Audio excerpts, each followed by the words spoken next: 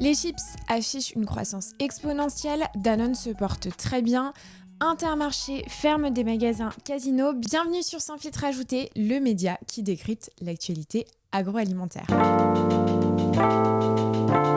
Première actualité de la semaine, les chips affichent une croissance exponentielle. Oui, vous êtes des grands fans de toutes les saveurs qui existent et même des saveurs assez surprenantes comme le Ricard. Bref, c'est un produit plaisir que les Français adorent et qui frôle le milliard d'euros de chiffre d'affaires. Je vais vous décrypter tout ça. Le marché des chips cartonne pour atteindre plus 3,6% d'évolution en valeur sur 2025 et atteint presque le milliard d'euros de chiffre d'affaires en 2024. On n'y est pas loin, les Français adorent manger de la chips. Pourquoi pas, c'est un produit ready to go, snack, qui fait plaisir quand même et on voit que les valeurs refuge pour les Français, c'est extrêmement important. Alors la chips, c'est un peu la superstar du rayon snacking. Les chips répondent parfaitement aux nouvelles attentes des consommateurs, elles sont simples, elles sont pratiques à déguster à tout moment, à toute heure finalement de la journée. Bon, pour ceux qui en prennent au petit déjeuner, je pense que vous avez un sérieux problème. Mais bon, voilà, elles sont assez bon marché et c'est une valeur refuge au même titre que, par exemple, la pâte à tartiner qui se porte extrêmement bien. Et sachez que les Français en consomment en moyenne 1 kg par an et par tête.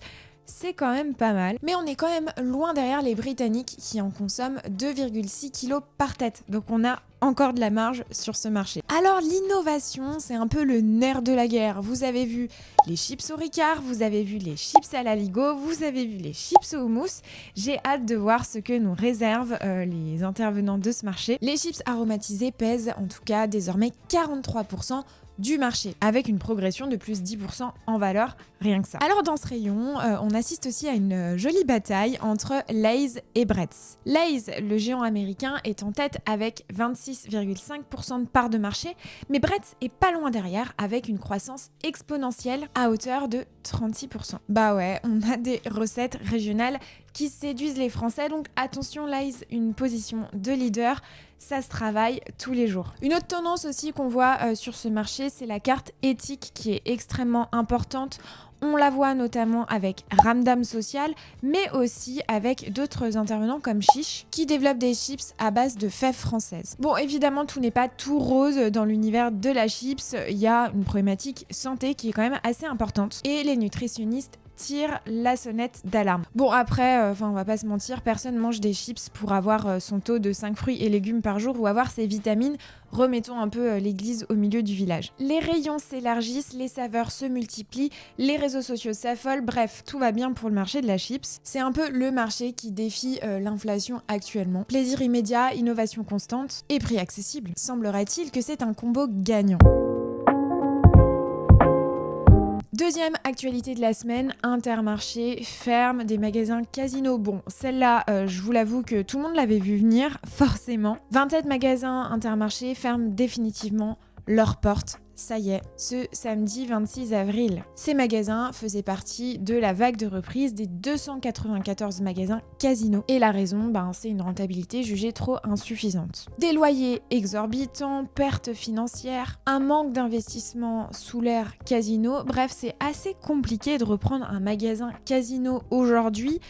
On aurait pu s'y attendre sur les 294 magasins qui allaient avoir de la casse et malgré tous les efforts de l'enseigne Intermarché dans la reprise de ses points de vente. Bah ouais, parce que la situation elle est merdique et depuis longtemps. Si on prend un exemple, c'est l'hypermarché Plan de Campagne qui est situé près de Marseille. Eh bien, ça symbolise le fiasco, excusez-moi du terme. On a 14 000 m² d'hypermarché avec 10 millions d'euros de pertes en 2023 pour seulement 27 millions d'euros de chiffre d'affaires. C'est vraiment un cas d'école d'une mauvaise gestion commerciale à étudier de près.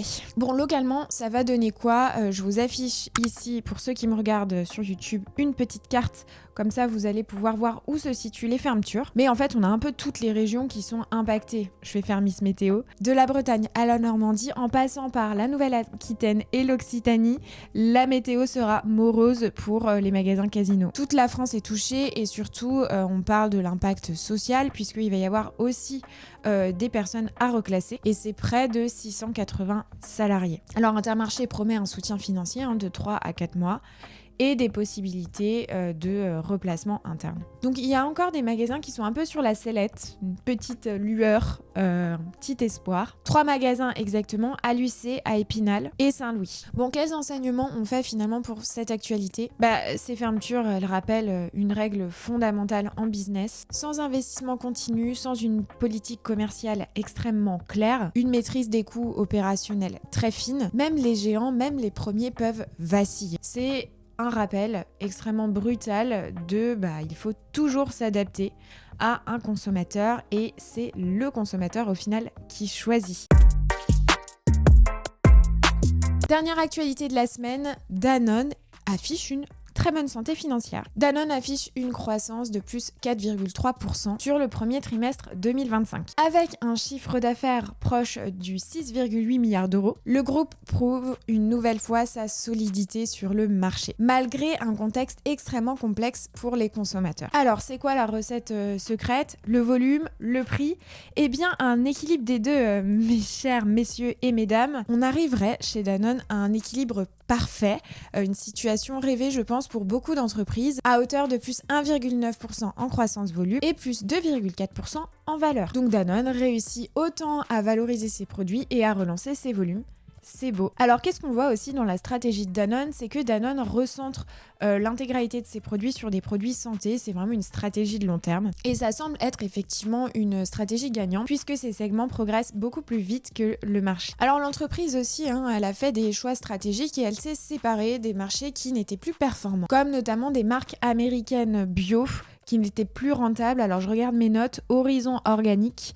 Voilà, et l'objectif c'est d'avoir évidemment plus de rentabilité et moins de dispersion. Alors quelles sont les perspectives d'avenir pour Danone ? L'objectif c'est évidemment d'afficher une croissance rentable entre plus 3 et plus 5% pour l'année avec une hausse rapide du résultat opérationnel. Et cherry on the cake, le groupe prévoit de redevenir actif sur les investissements. Bref, Danone se donne les moyens de ses ambitions. Alors j'en connais un qui doit être un peu flippé, c'est Nestlé. Face à des résultats tels de Danone. En tout cas, on va suivre encore une fois les résultats trimestre après trimestre.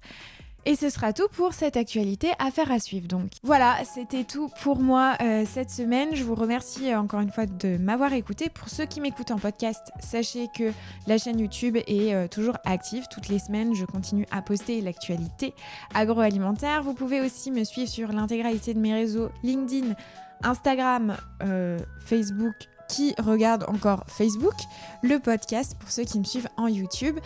En tout cas, je vous souhaite une très très belle semaine, un très bon début de semaine, un bon week-end, profitez des beaux jours et je vous dis à la semaine prochaine. Ciao ciao.